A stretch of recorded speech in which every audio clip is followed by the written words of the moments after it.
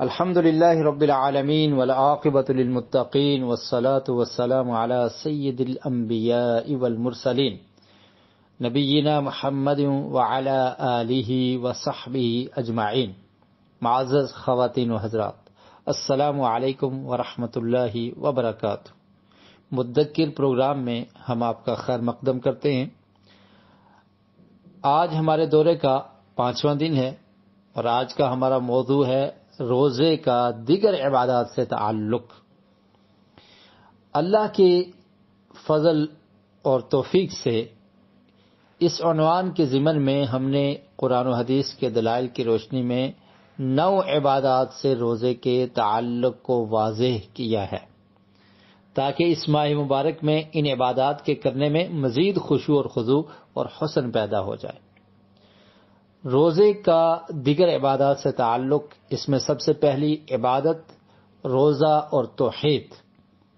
روزہ اور توحید، اس کے بارے میں صحیح البخاری اور صحیح مسلم سے ہم ایک حدیث پیش کرنا چاہیں گے جو پہلے بھی آپ لوگ سن چکے ہیں۔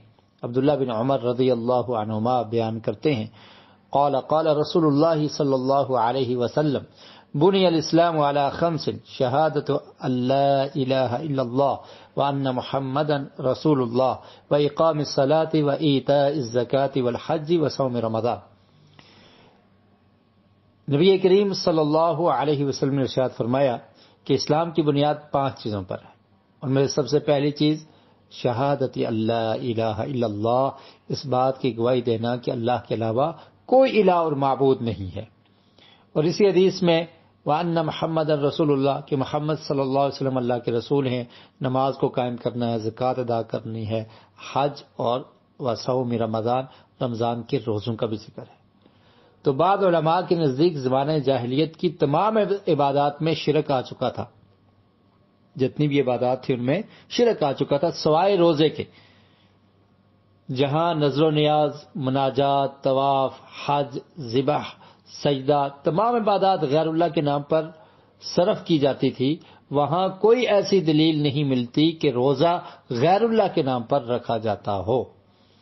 تو روزے میں اخلاص کا پہلو سب سے غالب ہوتا ہے۔ انسان بھوک پیاس برداشت کرتا ہے، کچھ نہیں کھاتا پیتا کہ اللہ دیکھ رہا ہے، اور اسی کا نام توحید ہے، اور اسی احساس کو پیدا کرنا روزے کا مقصد ہے۔ تو اس میں آپ دیکھیں کہ روزے اور توحید کا بڑا گہرا تعلق ہے۔ روزے میں بھی اخلاص ہے، اور صرف انسان اللہ کے لیے کرتا ہے کہ اللہ دیکھ رہا ہے، اور اسی کا نام توحید ہے۔ اور جو حدیث ہم نے آپ کے سامنے رکھی اس میں بھی کیا تھا کہ اسلام کی بنیاد 5 چیزوں پر ہے۔ پہلی چیز کیا ہے؟ توحید، اور اسی میں ایک ذکر کیا کہ وصوم رمضان، رمضان کے روزے رکھنا۔ اسی لیے تو اللہ نے حدیث قدسی میں فرمایا، رسول مکرم صلی اللہ علیہ وسلم نے ارشاد فرمایا کہ قال اللہ تعالیٰ فرماتے ہیں کل عمل ابن آدم لہ الا الصیام فانہ لی وانا اجزی بہ، کہ ابن آدم کا ہر عمل اس کے لیے ہے سوائے روزے کے، فانہ لی کہ یہ میرے لیے ہے۔ تو یہ اخلاص کہ صرف اللہ کے لیے کرنا، اس کو توحید کہتے ہیں۔ تو یہ تو تعلق تھا روزے کا توحید کے ساتھ، توحید اور روزے کا آپس میں گہرا تعلق ہے۔ دوسرے نمبر پر ہم ذکر کریں گے روزہ اور قرآن، ان کا بھی آپس میں بڑا گہرا تعلق ہے۔ قرآن مجید میں سورہ بقرہ اس کی آیت نمبر 185 میں اللہ تعالی نے ارشاد فرمایا شہر رمضان الذی انزل فیہ القرآن ھدی للناس وبینات من الھدی والفرقان، کہ یہ وہ مہینہ ہے رمضان کا کہ جس میں ہم نے قرآن کو نازل کیا۔ انزل فیہ القرآن، کس میں نازل ہوا؟ رمضان میں۔ تو رمضان اور قرآن ان کا آپس میں تعلق ہے۔ اور پھر عبداللہ بن عباس رضی اللہ تعالیٰ عنہما بیان کرتے ہیں، صحیح البخاری میں یہ روایت موجود ہے، وَكَانَ جِبْرِيلُ يَلْقَاهُ فِي كُلِّ لَيْلَةٍ مِّن رَمَضَانَ فَيُدَارِسُهُ الْقُرْآنَ، کہ نبی کریم صلی اللہ علیہ وسلم کے ساتھ رمضان میں جبریل علیہ السلام آ کر قرآن کا مدارسہ کیا کرتے تھے، قرآن کا دور کیا کرتے تھے۔ تو رمضان اور قرآن کا آپس میں گہرا تعلق ہے۔ اور حضرت عائشہ رضی اللہ تعالی عنہا سے مروی روایت صحیح مسلم میں موجود ہے کہ وہ بیان کرتی ہیں ان فاطمہ رضی اللہ عنہما قالت اخبرنی ای رسول اللہ صلی اللہ علیہ وسلم ان جبریل کان یعارضہ القرآن فی کل سنۃ مرۃ او مرتین وانہ عارضہ الآن مرتین۔ فرماتی ہیں کہ مجھے رسول مکرم صلی اللہ علیہ وسلم نے بتایا کہ جبریل علیہ السلام ہر سال میں ایک دفعہ یا 2 دفعہ آ کر قرآن کا میرے ساتھ دور کرتے ہیں، اور اس دفعہ 2 بار دور کیا ہے۔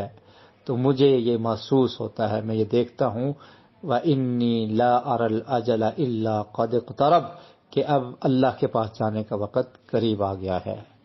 تو یہ بھی آپ دیکھیں کہ رمضان میں جبریل امین رمضان کی راتوں میں اللہ کے رسول صلی اللہ علیہ وسلم سے ملا کرتے تھے، اور اس سے رمضان کی راتوں میں قرآن کی تلاوت کرنے اور خاص کر قیام کرنے کی فضیلت کا پتہ چلتا ہے۔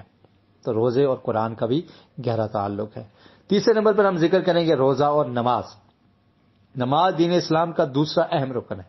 آپ حدیث سن چکے، اللہ کے رسول صلی اللہ علیہ وسلم نے ارشاد فرمایا، حضرت ابو ہریرہ رضی اللہ تعالیٰ عنہ بیان کرتے ہیں، سنن ابی داؤد اور میں یہ روایت موجود ہے کہ ان اول ما يحاسب الناس به یوم القیامۃ من اعمالهم الصلاۃ، کہ سب سے پہلے قیامت کے دن جس کا حساب ہوگا وہ کیا ہے؟ اعمال میں سے نماز ہے۔ اور اللہ تعالیٰ فرمائیں گے فرشتوں سے کہ دیکھو انظروا فی صلاۃ عبدی اتمها ام نقصها، کہ اس آدمی کی نماز کو دیکھو کیا وہ مکمل ہے یا ناقص ہے۔ اگر تو مکمل ہے تو اس کو مکمل لکھ دیا جائے گا، اگر ناقص ہے تو پھر کہا جائے گا کہ دیکھو اس بندے کا کوئی نفل ہے، اگر نفل ہوگا تو اس کے ساتھ اس کے فریضے کو مکمل کیا جائے گا۔ ثم تؤخذ الاعمال بعد ذلك، تو اس کے بعد باقی اعمال کی طرف دیکھا جائے گا۔ تو سب سے پہلے کس کا حساب ہوگا؟ نماز کا۔ جس کی نماز میں ہی کمی ہے، نماز ہی نہیں پڑھتا، تو بعد کے اعمال تو بعد میں دیکھے جائیں گے۔ مفتوی مملکہ شیخ عبدالعزیز آل شیخ رحمہ اللہ سے سوال ہوا اس شخص کے بارے میں کہ جو روزہ تو رکھتا ہے مگر نماز نہیں پڑھتا، تو انہوں نے جواب دیا کہ الصلاۃ اہم ارکان الاسلام بعد التوحید فالذی لا یصلی اخشی الا یقبل صومہ۔ فرماتے ہیں کہ ارکان اسلام میں سے توحید کے بعد سب سے اہم رکن کیا ہے؟ نماز ہے، اور جو نماز نہیں پڑھتا تو اس بات کا خدشہ ہے کہ اس کے روزے بھی قبول نہیں ہوں گے۔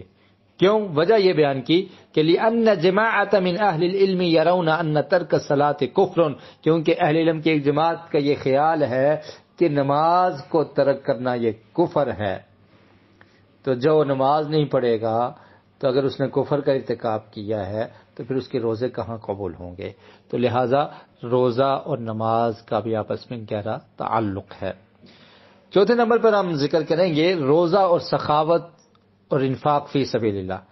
عبداللہ بن عباس رضی اللہ تعالیٰ عنہما بیان کرتے ہیں، صحیح البخاری میں یہ روایت موجود ہے، کان رسول اللہ صلی اللہ علیہ وسلم اجود الناس وکان اجود ما یکون فی رمضان، کہ اللہ کے رسول رمضان میں بہت سخاوت کیا کرتے تھے۔ اجود ما یکون فی رمضان، ویسے بھی لوگوں میں سے سب سے سخی رسول مکرم صلی اللہ علیہ وسلم تھے، لیکن رمضان میں جب جبریل علیہ السلام آپ سے ملاقات کرتے اللہ کے رسول بہت سخاوت کیا کرتے تھے، اور اس طرح سے سخاوت کرتے اجود بالخیر من الریح المرسلہ، جیسے تیز ہوا چلتی ہے اس طرح سے مال کو اللہ کے راستے میں خرچ کیا کرتے تھے۔ تو روزے میں سخاوت کرنا، اللہ کے راستے میں خرچ کرنا، ان کا بھی آپس میں گہرا تعلق ہے۔ اور یہاں یہ بھی یاد رکھیں کہ کچھ لوگ یہ سمجھتے ہیں کہ زکوٰۃ صرف رمضان میں ہی نکالی جائے گی، جبکہ یہ درست نہیں ہے۔ جب بھی مال پر سال مکمل ہو اور نصاب کو پہنچ جائے تو اس میں زکوٰۃ فرض ہو جاتی ہے۔ بہرحال رمضان میں مال کو خرچ کرنا، انفاق کرنا اور صدقہ کرنا، اس کا بھی رمضان کے ساتھ گہرا تعلق ہے۔ جی، رمضان اور عمرے کی ادائیگی۔ صحیح البخاری اور مسلم کی حدیث ہے کہ ایک انصاری عورت آئی اللہ کے رسول صلی اللہ علیہ وسلم کے پاس اور آ کر فرمایا، تو رسول مکرم صلی اللہ علیہ وسلم نے اسے فرمایا فَإِذَا جَاءَ رَمَضَانُ فَاعْتَمِرِي فَإِنَّ عُمْرَةً فِيهِ تَعْدِلُ حَجَّةً، فرمایا کہ جب رمضان آ جائے تو آپ نے عمرہ کرنا ہے، کیونکہ رمضان میں جو عمرہ کرے گا وہ حج کے برابر ہے۔ اللہ اکبر۔ اور صحیح مسلم کے الفاظ ہے کہ حجۃ معیہ، میرے ساتھ حج کرنے کے برابر ہے۔ تو رمضان میں عمرہ کرنے کی بھی بڑی فضیلت ہے۔ تو روزے اور عمرے کا بھی گہرا تعلق ہے۔ رمضان، روزہ اور دعا۔ نمبر 6، روزہ اور دعا۔ تو جب ہم آیات سیام ہم نے پہلے بھی پڑھی ہیں تو ان کو پڑھتے ہیں سورہ بقرہ میں جو آیات الصیام ہیں، آیت نمبر 183 سے لے کر 187 تک، 183 سے لے کر 187 تک، تو آپ غور کریں جہاں پر اللہ تعالیٰ نے ذکر کیا یا ایھا الذین آمنوا کتب علیکم الصیام کما کتب علی الذین من قبلکم لعلکم تتقون، روزوں کی فرضیت کا ذکر ہے، پھر اس کے بعد ایاما معدودات فمن کان منکم مریضا او علی سفر فعدۃ من ایام اخر وعلى الذين يطيقونه فدية طعام مسكين فمن تطوع خيرا فهو خير له وأن تصوموا خير لكم إن كنتم تعلمون۔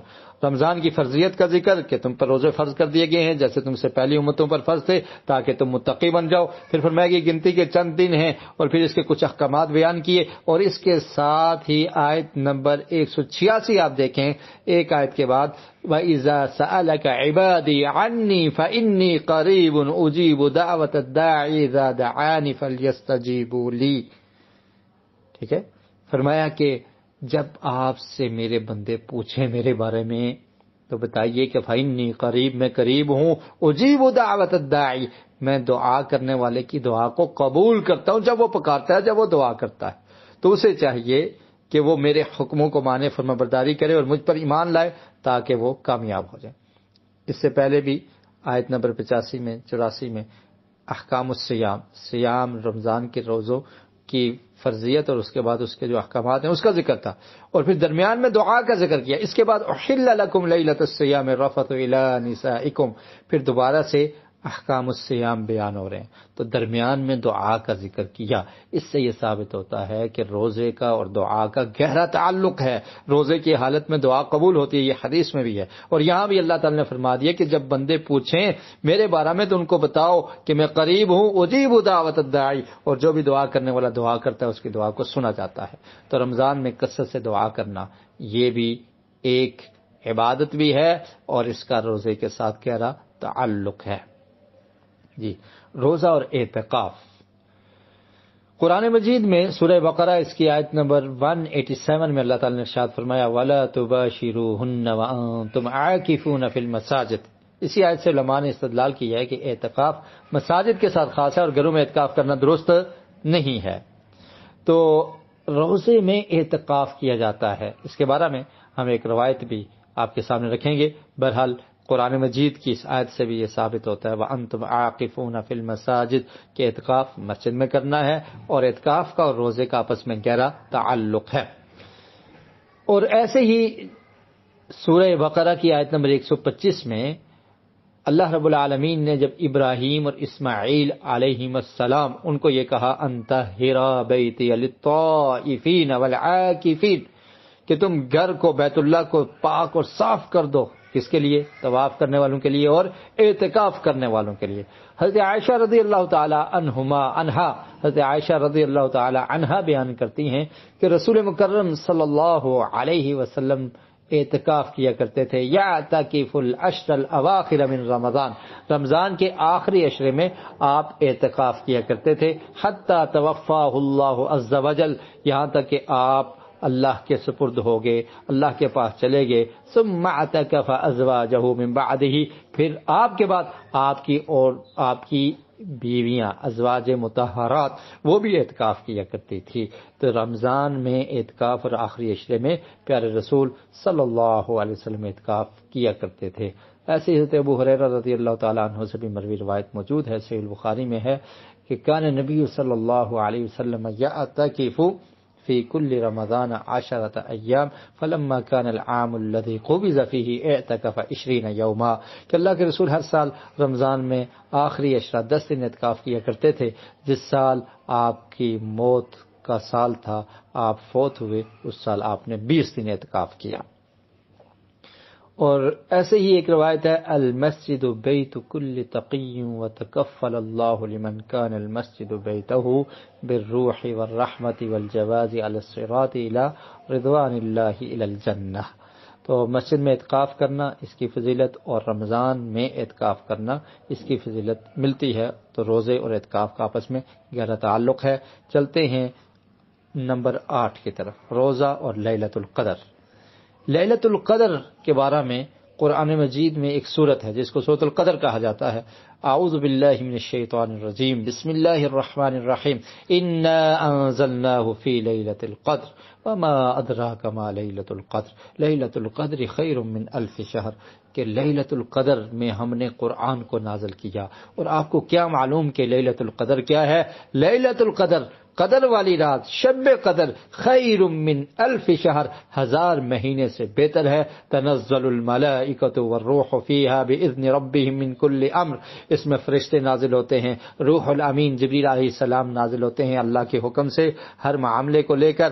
سلام ہی حتی مطلع الفجر، طلوع فجر تک یہ سلامتی والی رات ہے. حضرت عائشہ رضی اللہ تعالی عنہا بیان کرتی ہیں کہ رسول مکرم صلی اللہ علیہ وسلم نے ارشاد فرمایا، تحروا لیلۃ القدر فی الوتر من العشر الاواخر من رمضان، کہ رمضان کے آخری عشرے کی طاق راتوں میں لیلۃ القدر کو تلاش کیا کرو. تو روزے اور لیلۃ القدر کا آپس میں گہرا تعلق ہے. روزے میں روزہ رکھ کر آخری عشرے کی طاق راتوں میں انسان لیلۃ القدر کو تلاش کر سکتا ہے اور تلاش کرنا چاہیے. حضرت عائشہ رضی اللہ تعالی عنہا سے مروی ایک اور روایت، وہ بیان کرتی ہیں، قلت یا رسول اللہ ارأیت ان علمت ای لیلۃ لیلۃ القدر ما اقول فیہا، اللہ کے رسول مجھے یہ بتائیے کہ لیلۃ القدر میں کون سی دعا پڑھوں، آپ کیا مجھے تعلیم دیتے ہیں؟ تو پیارے رسول صلی اللہ علیہ وسلم نے ارشاد فرمایا، قولی، آپ نے یہ کہنا ہے، اللہم انک عفو تحب العفو فاعف عنی، کہ اے اللہ تعالیٰ تو عفو ہے، درگزر کرنے والا ہے، تو معافی کو پسند کرتا ہے، مجھے معاف کر دے. تو لیلۃ القدر کا روزے کے ساتھ تعلق ہے. ایک اور عبادت جس کا آج ہم ذکر کرنا چاہیں گے وہ ہے روزہ اور صبر. صبر بھی ایک عبادت ہے نا.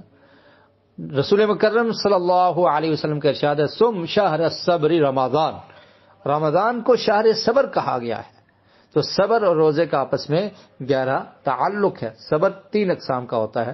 ایک ہے الصبر علی الطاعات، یعنی اطاعت کے کام کرنے میں صبر کرنا، الصبر عن المعاصی یعنی گناہوں سے بچنے پر صبر کرنا، الصبر علی المصائب آزمائشوں کے آنے پر صبر کرنا. تو روزے میں یہ تینوں ہی پائی جاتی ہیں. یہی وجہ ہے کہ صبر کے اجر میں اللہ تعالیٰ نے ارشاد فرمایا سورہ زمر، اس کی آیت نمبر 10 ہے، انما یوفی الصابرون اجرهم بغیر حساب، کہ جو صبر کرنے والے ہیں اللہ نے ان کا اجر بغیر حساب کے رکھا ہے.